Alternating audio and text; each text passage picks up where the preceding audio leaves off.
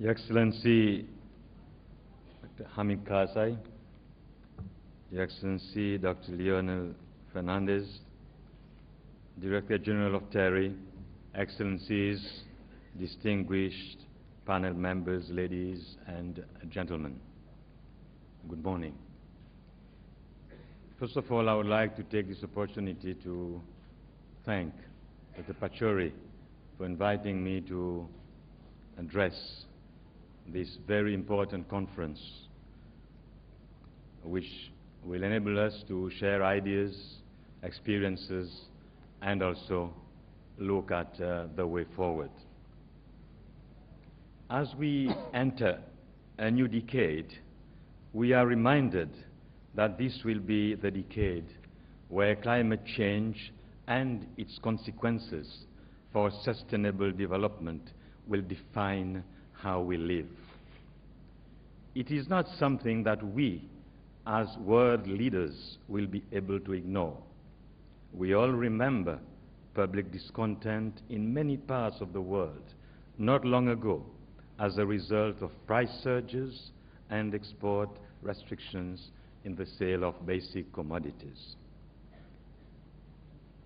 Tapping global initiatives and tackling global inertia, our summit's theme, illustrates clearly how we must ensure that climate change is top of the agenda of our communities and top of the agenda of our summits.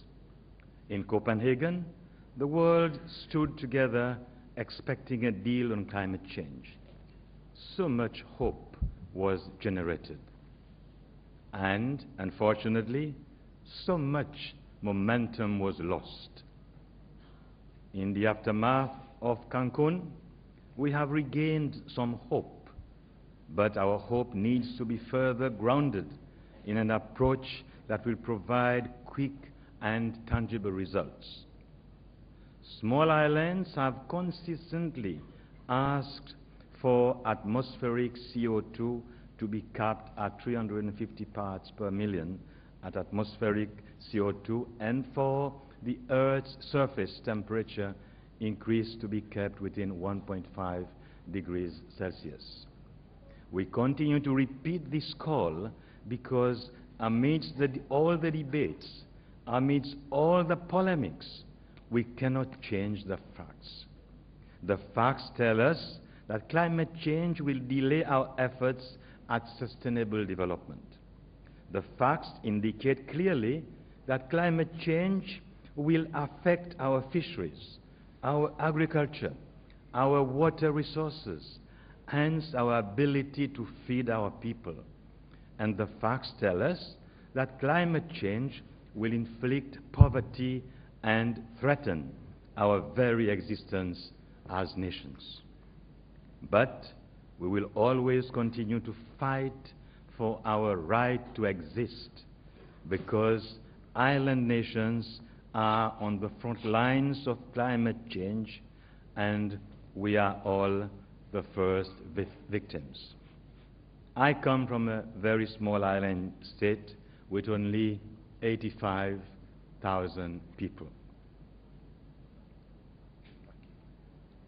So we have to continue to fight for our right to exist.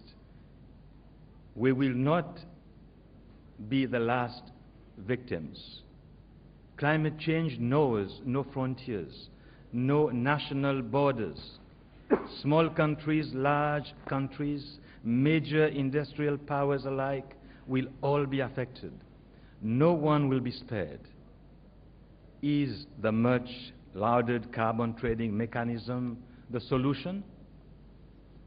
Is this complex system, which allows polluters to continue to pollute by offsetting their pollution against financial compensation, the answer? These are some of the fundamental questions we must ask ourselves. Climate change is undoubtedly the toughest challenge because it threatens all our efforts at sustainable development. Despite negotiations that have spanned 3 decades, we are still not making the right commitments to address the impacts of climate change, which will have devastating prospects for small islands and, of course, low-lying areas of the continents.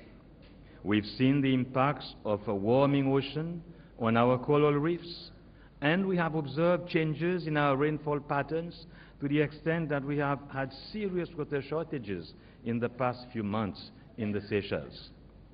The threat of climate change is real, and the consequences dire. To move past the global inertia on climate change, we need to tackle climate change hand in hand with sustainable development. Sustainable development calls for us to think about how we are utilizing the Earth's resources to the benefit of today's generation, without endangering the ability of tomorrow's generation to survive. This includes the way we use energy, the emissions we generate. Such issues, which have taken a global dimension, have significant implications for our local communities, especially the small islands. In Seychelles, our achievements in conservation have demonstrated that by having a clear development vision, we can make a difference in the lives of our people. In August last year, Seychelles increased its protected land area to 47%, making it the country in the world with the largest proportion of its territory under conservation. We aim to increase our total land area under conservation to over 50%.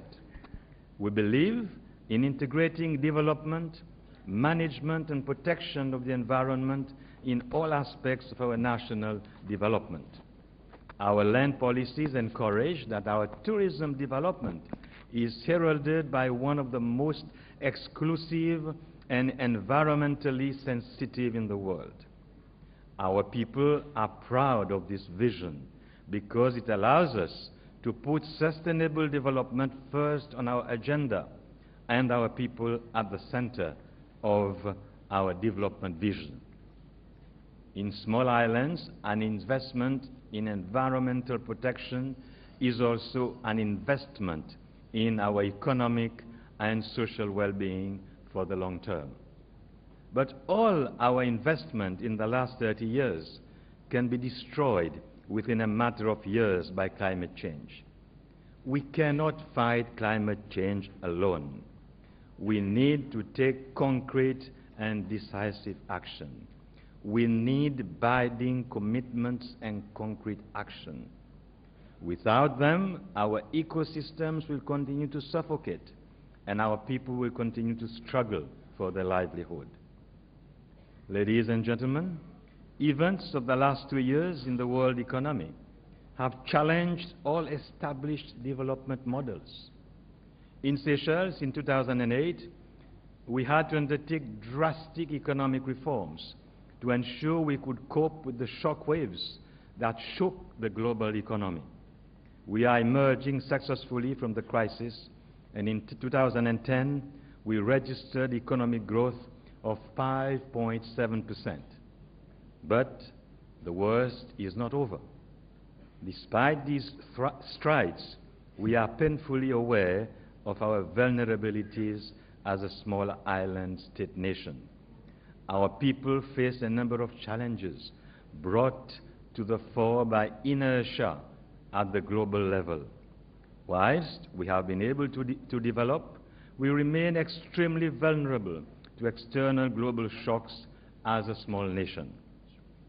In the world today, there is regrettably a disconnect between the resources that we depend on and their consumption. The people who buys a can of tuna does not feel the pain of the fisherman who is struggling to feed his family, at the same time trying to avoid pirates and increase his efforts due to shifting fish populations as a result of warming oceans. And so to get rid of out of our inertia, the voices of those local fishermen and farmers need to be heard. We must listen to those whose livelihoods are being affected. We must listen to the cries of the children who are going hungry when their fathers who are fishermen come back from fishing with not enough fish because the corals are dying, the corals are bleaching, and the fish are migrating because of global warming. And the global community must listen to the plea of small island states.